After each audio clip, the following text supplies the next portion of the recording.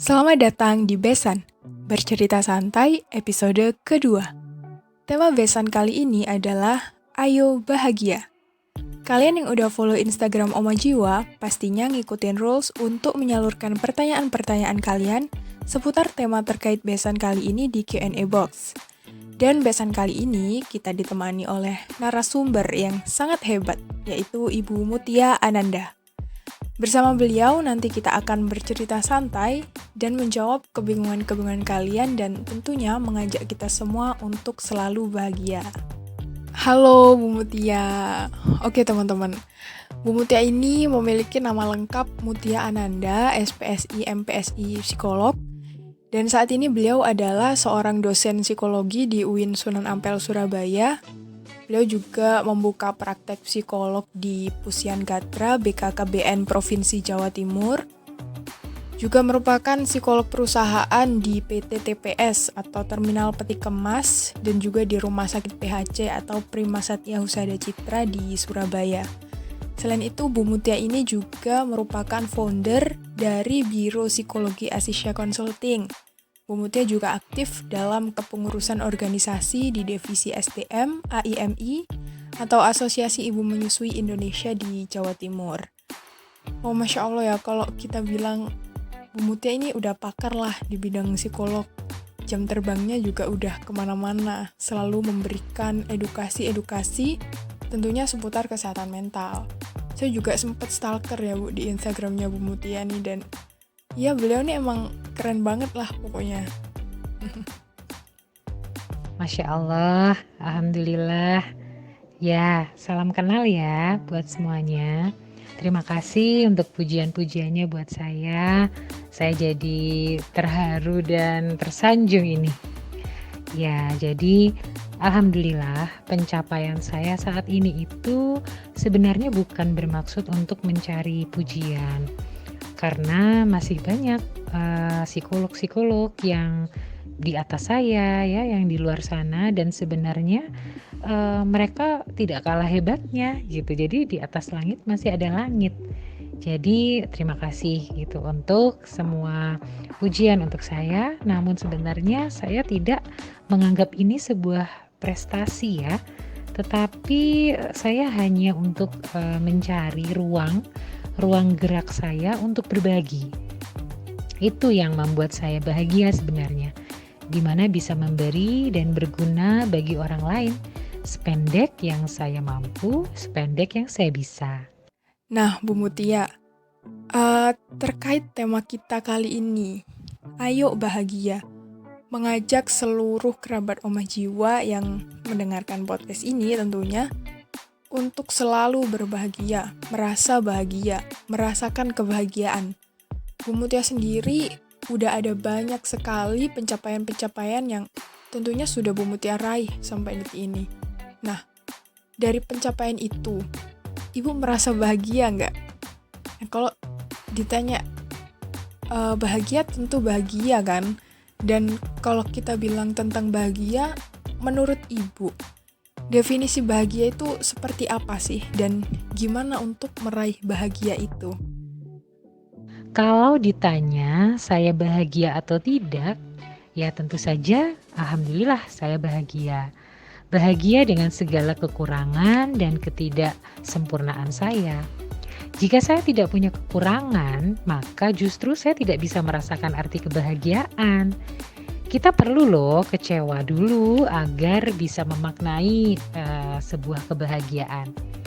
Kita juga perlu jatuh dulu untuk tahu indahnya kesuksesan, bukan? Nah, jadi bahagia itu kita yang buat, kita yang upayakan.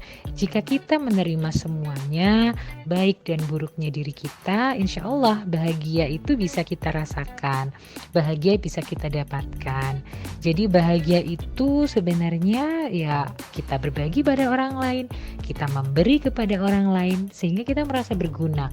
Ketika orang memiliki rasa berharga ya, memiliki rasa berguna buat orang lain, maka di situ terciptalah kepuasan diri. Jadi jangan menganggap atau mengukur kebahagiaan kita itu dari materi yang berwujud. Jangan hanya seperti itu.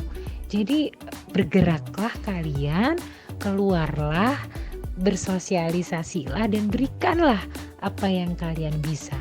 Itu sih arti kebahagiaan. Masya Allah, Bu Mutia bilang bahagia itu kita sendiri yang membuatnya, kita sendiri yang menjemputnya. Kita perlu kecewa, perlu jatuh untuk merasakan arti dari kebahagiaan. Bisa menerima diri, baik dan buruknya kita, sehingga bisa kita rasakan sebuah kebahagiaan. Kalau kita kaitkan dengan kalimat populer, bahagia itu sederhana. Jadi gitu ya, Bu. Namun terkadang, bukan terkadang lagi sih ya, bahkan banyak orang yang masih merasa belum bahagia. Mereka mengukur bahagia itu, aku pengen kayak dia gitu. Jadi istilahnya, dia pengen bahagia seperti orang lain. Wah, dia enak ya hidupnya, bahagia banget keluarganya utuh, atau ibunya enak banget sabar. Wah, bapaknya orang kaya, enak banget kayak gitu. Temennya asik-asik. Wah, dia cantik, tampan dan sebagainya. Nah, perasaan kayak gitu itulah yang menghalangi orang untuk dapat bahagia gitu kan, Bu. Dan kalau kita bilang itu adalah sebuah gangguan dalam perspektif atau pemahaman seseorang tersebut tentang sebuah kebahagiaan. Jadinya bukan bahagia itu sederhana gitu kan.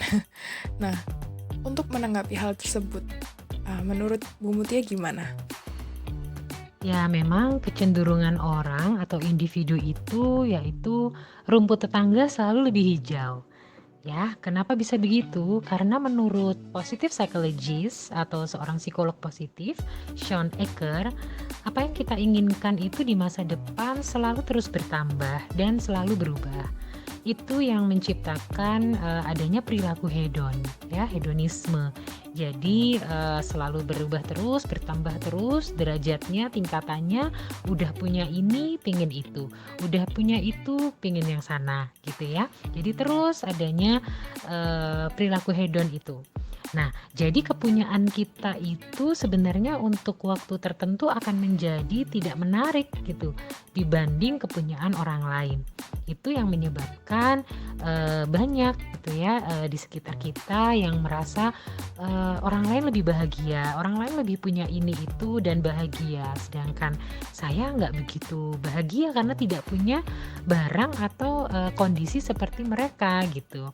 Nah, kalau jatuhnya nanti itu adanya muncul kecemasan, ada ketidaktenangan batin, ada rasa ingin menjatuhkan orang lain, anti pada kritikan dan masukan, bisa saja nantinya ke arah gangguan psikologis lama-lama.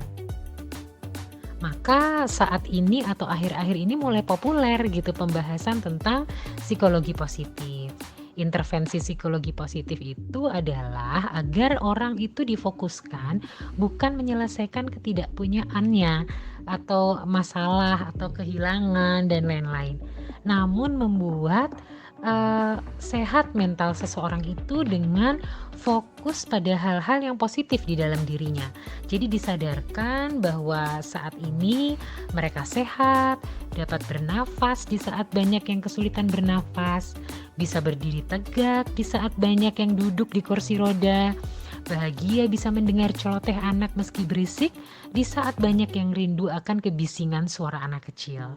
Sehingga seperti yang saya bilang tadi ya, ketika kita mau menerima kekurangan diri, kita mau menyadari bahwa tidak ada orang hidup yang tidak ada masalah, sehingga kita bisa memaknai bahwa kekurangan diri kita, ketidakpunyaan diri kita, itu adalah sesuatu hal yang wajar, yang mana bisa kita sikapi sebagai pemaknaan bahwa kita bisa bahagia loh setelah ini. Masalah itu bisa kita atasi, kita terima dengan ikhlas, lalu muncul timbul rasa bahagia. Misalnya juga ketika kita bermasalah dengan orang misalnya dalam hal sosialisasi gitu ya, marah sekali atau ya pokoknya kita berhubungan buruk lah sama orang lain. Lalu ketika kita bisa pada titik memaafkan, maka akan muncullah rasa bahagia itu. Jadi memaafkan itu cara yang sangat efektif, intervensi diri yang paling efektif agar kita merasa bahagia. Karena kita sudah tidak berdetak keras lagi jantungnya karena terengah-engah emosional itu gitu. Jadi itu yang saya bilang tadi, bahwa bahagia itu sebenarnya kita yang buat kok. Diawali dari mindset, pikiran kita, lalu kepada tindak tanduk kita, kepada perilaku kita, maka kita akan merasakan kebahagiaan itu. Seperti aspek manusia itu kan adalah adanya kognitif, ya, lalu perilaku, dan kemudian adanya emosi. Sehingga 3 hal itu yang harus sinergi agar kita bisa memperoleh kebahagiaan. Ini ada pertanyaan dari kerabat Oma Jiwa. Sometimes dalam pertemanan, dalam hal dia bersosialisasi, ada permasalahan dalam dirinya bahwa dia itu selalu mudah merasa bersalah, merasa nggak enakan gitu. Padahal sebenarnya orang lain nggak menganggap itu adalah sebuah masalah. Jadi dia menciptakan ketakutan-ketakutan yang dia khawatirkan sendiri gitu terhadap orang lain. Akhirnya dalam bersosial dia nggak dapat ketenangan, nggak dapat kebahagiaan. Nah, kira-kira bagaimana sih cara dia untuk mengintervensikan dirinya dalam menghadapi perasaan tersebut? Jadi biar dia tenang, biar dia bahagia gitu. Orang memang selalu merasa bersalah, nggak enakan. Itu karena dia belum memaafkan dirinya sendiri. Dia sendiri masih belum puas gitu dengan dirinya. Jadi intervensi yang bisa dilakukan adalah, pertama cobalah untuk tidak terlalu terobsesi pada ekspektasi diri Anda terhadap sikap orang lain kepada kita. Jadi persilahkanlah diri Anda itu untuk bisa bersalah. Kemudian yang kedua, coba memakai sudut pandang yang lain gitu. Misalnya kita pingin orang lain minta maaf kalau berbuat salah pada kita kan. Jadi kalau misalnya ada teman atau saudara atau orang lain yang kita anggap mereka bersalah kepada kita, tentu kita ingin sekali mereka segera minta maaf gitu kepada kita. Maka tidak ada salahnya ketika kita juga segera meminta maaf kalau memang ada perasaan bersalah. Nah, kalau sudah, maka hati kita itu akan lega. Coba nanti dirasakan ketika kita merasa berbuat sesuatu gitu ya, misalnya, kemudian kita langsung aja minta maaf. Nah, setelah minta maaf, kemudian kita harus berpikir positif bahwa it's okay to be not okay. Jadi tidak selamanya kok kita tuh harus tampil sempurna, ya, harus selalu benar. Ya, jadi kita tidak harus begitu gitu. Orang normal itu ada benar ada salah gitu. Ada baik ada buruk. Sehingga ketika saat ini kita bisa menyenangkan orang, tidak menutup kemungkinan di lain hari kita juga bisa bersalah gitu dengan orang.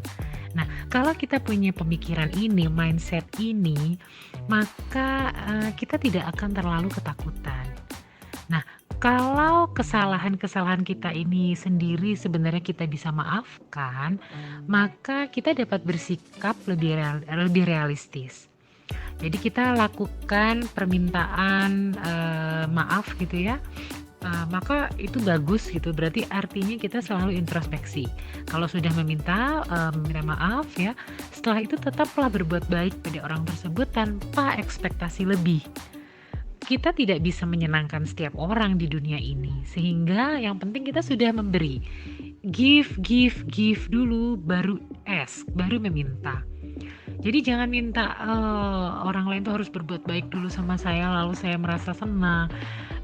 Saya nggak enakan kayaknya kok segala sikap saya salah. Itu artinya kan kita itu mengharapkan perlakuan menyenangkan terus gitu dari orang lain. Kita mengharapkan atensi gitu sebenarnya, bahwa kita mengharapkan adanya pengakuan gitu, adanya pujian bahwa kita ini selalu benar gitu, karena itu adalah perasaan kita yang merongrong gitu bahwa kita harus selalu tampil oke, ya makanya kita punya perasaan cemas ya, adanya ketakutan untuk merasa salah karena kita sebenarnya tidak siap untuk terlihat salah. Nah, itu yang tidak boleh. Poinnya adalah karena seseorang tersebut selalu menginginkan sebuah pengakuan. Karena dalam beberapa hal juga saya sempat sih merasakan hal tersebut gitu. Merasa bersalah sendiri dan jatuhnya malah overthinking ke orang lain kayak gitu. Nah Bu, ada pertanyaan lain nih. Bahagia itu apa harus ditunjukkan dengan senyuman? Gitu. Ada istilah mind, body, and soul ya, bahwa ketiganya itu saling terkait. Jadi adanya pikiran kita, kemudian tubuh kita, artinya tuh sikap-sikap yang kita tampilkan. Kemudian juga jiwa kita, seperti yang saya tadi bilang, kognisi, afeksi, konasi. Manusia tuh memiliki ketiganya itu. Gimana bisa kita merasa bahagia tapi tindak tanduk kita, perilaku kita tidak menunjukkan hal itu. Kalau orang jarang sekali tersenyum atau bahkan nyaris kalau ketemu dia tuh isinya ditekuk aja mukanya, ya itu tidak mungkin ada ketidaksinkronan gitu ketika kita tuh bilangnya klaim diri kita bahagia, tapi nggak nampak di permukaan. Tentu saja itu hanya bahagia yang tidak sesungguhnya gitu ya. Dia mengaku bahagia tapi tampilan dirinya tidak menunjukkan hal itu. Bukannya bahagia itu selalu ditampilkan dengan senyum, tetapi orang yang bahagia tuh pasti bisa senyum gitu. Orang yang nggak bahagia tentu saja dia tidak bisa ditampilkan lewat mimik muka, senyuman, tingkah laku, begitu. Tapi ada juga orang yang kelihatannya senyum terus gitu, tapi dia tidak bahagia. Ya, jadi yang memang bisa tahu sebenarnya ya dirinya sendiri gitu. Dia membohongi dirinya sendiri karena ya itu tadi harus ada integrasi atau penggabungan antara ketiganya. Seperti yang kita tahu bahwa manusia itu memang tidak bisa dilihat dari permukaan saja. Seperti fenomena gunung es itu ya. Jadi yang kita lihat dari seseorang itu sedikit saja, bahwa di dalamnya itu di dalam seseorang itu penuh dengan lika-liku dan dinamikanya ya, sehingga apakah ini senyum itu benar-benar menunjukkan bahagia? Belum tentu. Tetapi kalau orang yang bahagia pasti bisa senyum gitu ya. Jadi kita nggak boleh ngelihat dari oh nih orang banyak yang tersenyum nih ya, teman-temanku banyak yang tersenyum, udah nih udah bahagia semua. Jadi nggak dari senyumnya dulu gitu. Dan memang kita tidak bisa ya melihat manusia tuh utuh ketiganya, mind, body, and soul tuh kita bisa tahu apa mind kamu atau apa mind dia, apa soul dia ya, apa dari sikapnya saja gitu. Ya kita makanya perlu bisa melihat atau bisa sadar gitu, bisa aware kepada diri kita sendiri. Artinya selalu mengoptimasi diri dengan kesadaran yang penuh ya, sehingga kita bisa self-awareness gitu, mengenal diri sendiri supaya jadi pribadi yang selalu bahagia. Nah sebagai penutup deh Bu, wah udah penutup aja nih. Karena memang pembahasan mengenai kebahagiaan, kalau kita bilang adalah bahagia ini konsepnya adalah perasaan gitu, dan yang menggerakkan perasaan adalah pemahaman dari setiap individu. Dan kalaupun ada sebuah permasalahan yang mengganjal, tentu solusinya ya dikembalikan pada perasaan individu tersebut atau bisa belajar dari bantuan pemahaman orang lain. Nah monggo nih Bu Mutia memberikan wejangan kepada teman-teman semua untuk ayo bahagia. Iya, sudah tidak terasa ya penutup.